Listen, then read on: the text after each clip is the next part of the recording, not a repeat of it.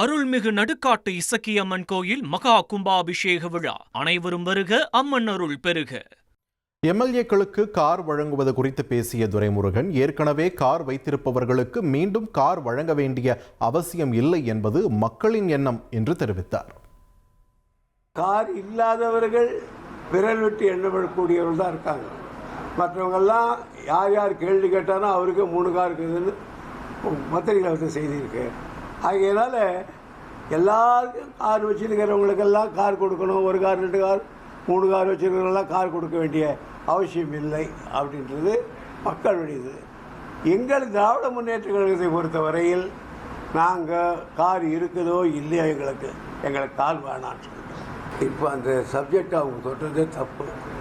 Car கொடுக்குறேன், அதுக்கு petrol கொடுக்குறேன், இதெல்லாம் சொல்ல தப்பு. ஏன்னா அவங்களுடைய மெயின் கோஷ் என்ன, நிதி இல்லை, காலியாக வச்சுட்டு போயிட்டாங்கன்னு. காலியாக வச்சுட்டு போனால் எப்படி காரில் எம்எல்ஏவுக்கு அசிஸ்டண்ட்டு கூட சம்பளம் கொடுப்பாங்க? ஆகையினால அவங்க சொல்கிற மாதிரி தூய்மை பணியாளர்கள் மாதக்கணக்கில் ஒரு போராட்டங்கள்லாம் நடத்துகிறாங்க.